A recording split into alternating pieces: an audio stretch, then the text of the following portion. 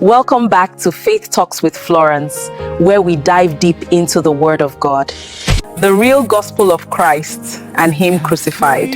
I'm your host, Florence, and today we're on episode 13. In a world full of trials, especially here in Nigeria, where many of us face economic hardships, rising prices, job losses, inflation biting hard into our daily bread, it's easy to feel trapped in bondage. But praise God, the cross of Jesus Christ isn't just a historical event. It's the ultimate source of hope and transformation. Through His crucifixion, Christ offers complete redemption from sin, turning our chains of despair into chains of freedom and victory. Let's anchor ourselves in the verse of the day from Ephesians 1 verse 7. In Him we have redemption through His blood, the forgiveness of sins, in accordance with the riches of God's grace. Read that again and again.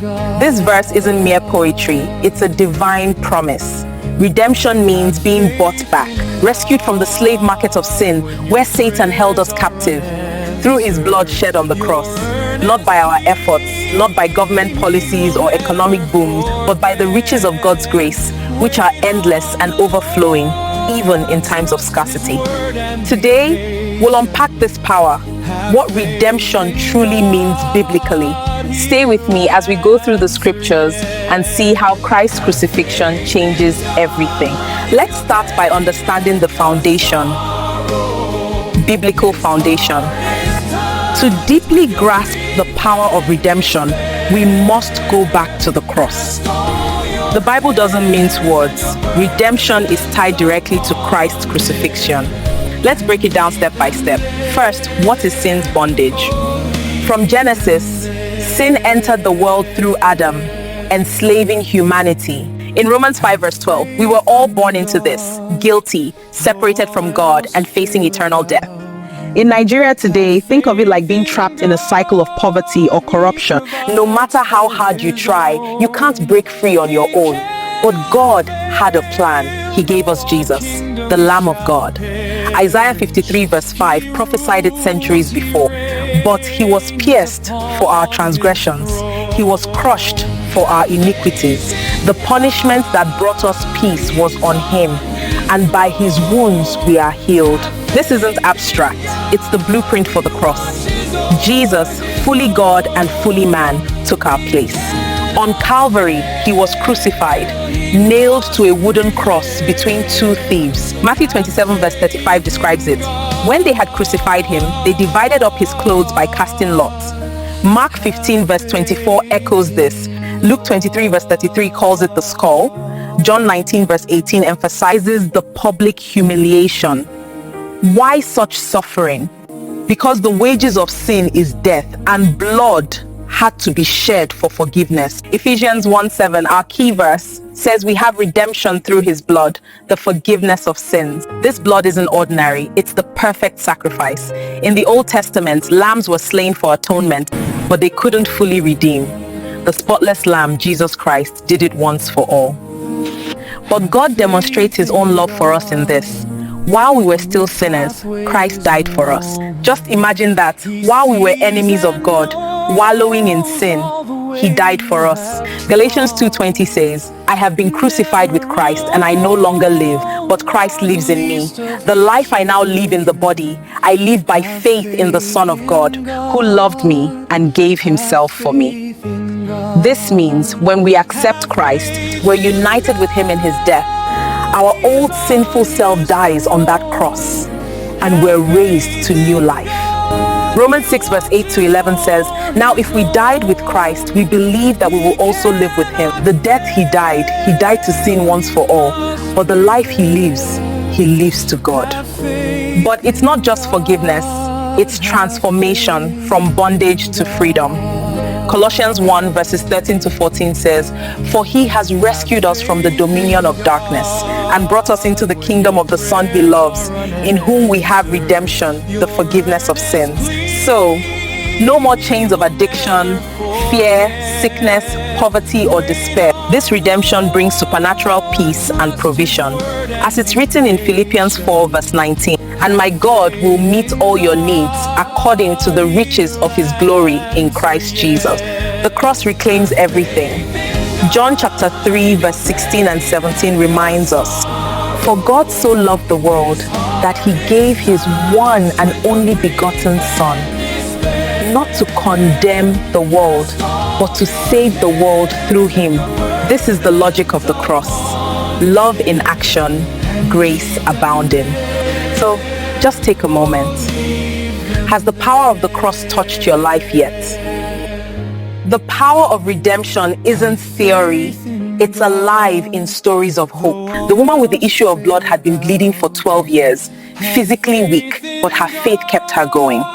And she received her healing and restoration through faith in Jesus. She was socially rejected, spiritually isolated. No doctor could help her. But when she heard about Jesus, the Son of God, hope rose in her heart. She believed that if she could touch the hem of his garment, she would be healed. She pressed through the crowd and touched him, and immediately she was healed. Jesus acknowledged her faith and said, your faith has made you well. Go in peace and be healed of your affliction. Her healing points us to the power of Jesus' blood to cleanse, heal, and restore what's been broken for years. His redeeming love does what no one else can.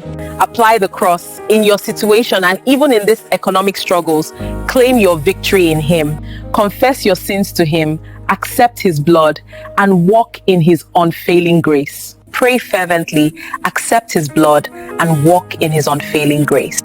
All around us today, families battling economic hardship, youth searching for direction, parents praying for daily provision, believers asking, Lord, how do we survive this time? Sin has broken humanity. Corruption has broken nations. Fear has broken hearts. And pain has visited too many homes. But the cross stands as God's eternal answer to every form of brokenness. Redemption is not just a spiritual concept. It is God stepping into human chaos and saying, I will pay the price myself. Before Jesus died, humanity was trapped in sin, trapped in shame, trapped in cycles of failure. But the cross changed everything. The cross says, no matter how far you've fallen, his grace goes further. No matter how heavy your guilt, his blood is heavier. No matter how deep your wounds, his healing goes deeper.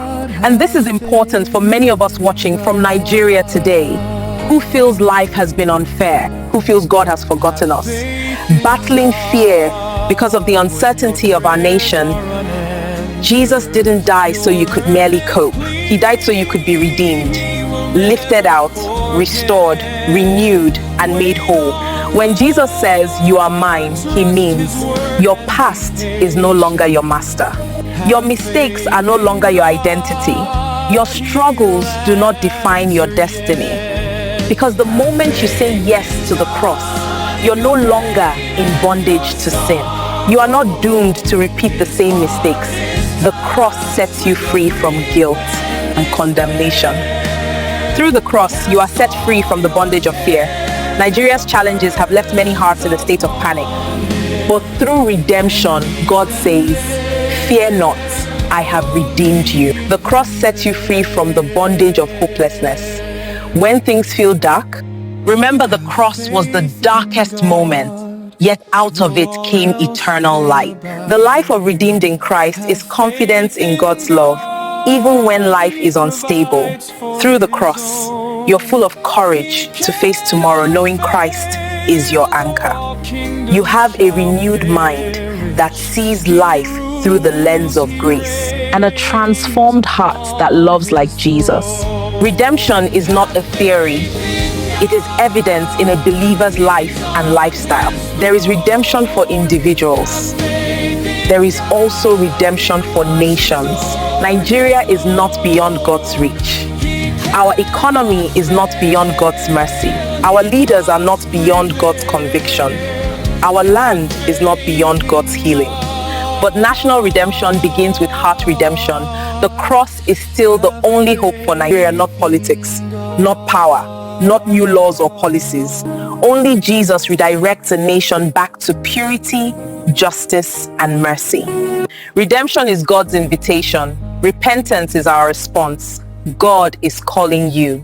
God is calling Nigeria back to himself, back to purity, back to the truth, back to compassion, back to righteousness, and back to the cross. The cross is a beam of light for a struggling nation. A reminder that no matter the darkness pressing on Nigeria, the cross still stands, and everything Jesus paid for still speaks today. Beloved, the power of redemption through the cross is yours today. No matter your bondage, sin, death, fear, Christ's blood redeems fully. In Job 42 verse 10, it shows that God restores double after trials. So don't wait. Surrender to him today, as tomorrow may be too late. Let's pray. Heavenly Father, thank you for the cross. Thank you for the redemption purchased by the blood of Jesus. Heal our hearts, restore our families, redeem our nation. Draw us back to the cross. I pray for everyone watching right now. May the redeeming blood of Jesus speak for you. May every weight of sin, shame, and regret be lifted. May God restore what you've lost, and may he rewrite your story in his mercy. Through the power of his blood, may you walk in freedom, healing, and purpose. In Jesus' mighty name, amen. Remember, you can only enjoy the benefits of the cross only when you truly surrender your life to Jesus. Accept his finished work and walk daily in obedience to his word. Salvation is free, but it demands total submission to him and his finished work. Thank you for joining me on Faith Talks with Florence. If this blessed you, please like, share, and subscribe. Let this message travel to every home that needs redemption today. Thank you, and God bless you. Until next time, stay strong, stay rooted, and wrapped in grace.